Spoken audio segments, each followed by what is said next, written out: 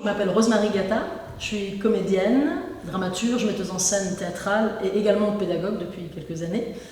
J'ai fait un parcours de formation à la Stab Brancaccio de Rome. Lors de cette formation, j'ai pu m'approcher à différentes techniques actoriales, de mouvements physiques, d'improvisation et de jeu, ou même de dramaturgie, de mise en scène. Le cours se base sur l'utilisation d'un masque neutre comme celui-là. Et la particularité de ce masque, justement, c'est que quand on le porte, on est privé de toutes nos mimiques, on est justement dans une neutralité. Et les mimiques, les expressions, on dit souvent que le regard est le reflet de l'âme.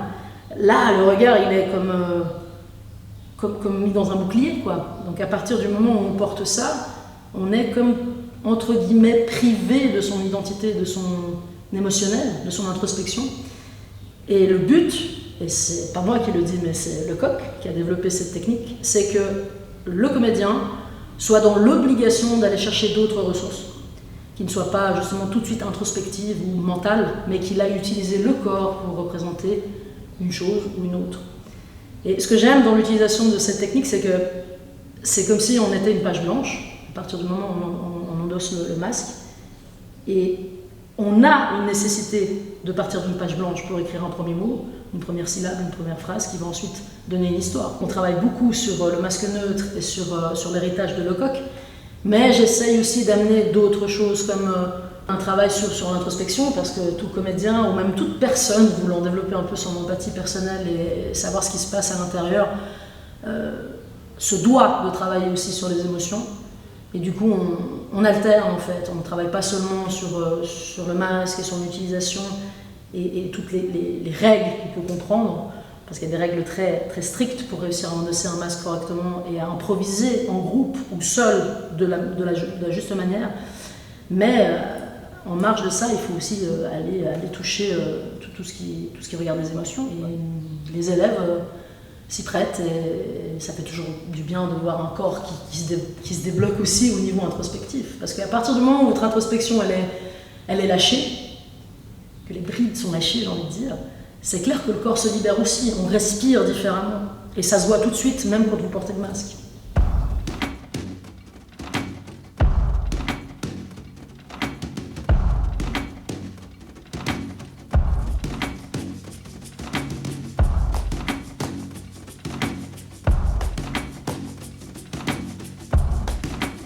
Nous, on a vraiment essayé d'aller un peu plus loin, et en se basant sur ce que fait Mario Gonzalez, c'est-à-dire donner une partition, un canevas physique, qui permettra ensuite au comédien, à partir de sa propre impro purement corporelle, sans mots, parce que quand on porte le masque, on ne peut pas parler, on n'a pas le droit, c'est une loi, de développer une partition justement qui soit physique, et ensuite essayer de développer une histoire, après coup, une fois que le masque est enlevé. Au début, je sentais que j'étais un peu comme étouffée, fallait apprendre à respirer, ça m'a assez marqué parce que je me suis dit, bon, respirer, tout le monde le fait, etc. Mais en mettant le masque, c'est là où on se rend compte on respire différemment. Ça donne une forme de protection. Le fait que son visage ne soit pas visible aux autres permet, je pense, de lâcher certaines choses. En fait, vu qu'il y a beaucoup de temps mort quand on est dans le masque, on a plus le temps pour réfléchir aussi, parce que juste être là et être immobile, c'est déjà très puissant quand on est dans un masque. Du coup, on n'a plus besoin de dire les choses très vite, et on a plus le temps, et c'est peut-être les choses plus importantes qui viennent.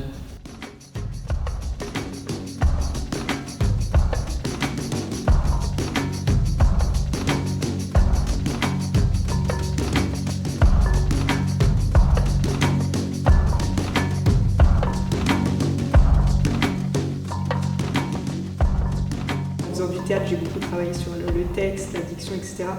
Mais je me rends compte que mon corps, souvent, je ne savais pas quoi en faire. Et avec ce cours, ça m'a permis de voir les potentialités vraiment infimes du corps. On ressent plus les émotions et ça se transfère dans le jeu et la manière de faire du théâtre d'une manière que j'attendais pas du tout en fait. J'étais trop surpris par à quel point ça marchait bien.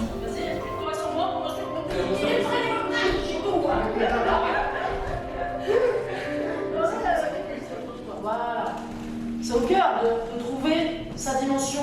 Toi, tu dois t'occuper de l'idée et de faire quelque chose de lisible pour lui. Exact, c'est très bien. C'est très bien. Respirez. On va respirer. On lâche, on respire. Toute personne ayant besoin d'aller comprendre un peu mieux cet outil primaire qu'est notre corps, on a tous des blocages, on a tous des peurs, il peut venir à secours. Il n'y a pas que les pros qui peuvent utiliser le masque, j'en suis intimement convaincue. Et je pense que rien qu'à un niveau empathique, c'est important d'aborder ce type de méthode, parce que ça libère pas mal de choses, quoi. Ça ouvre des vannes qu'on ne suspectait pas, et ça donne des ressources qu'on n'attendait pas.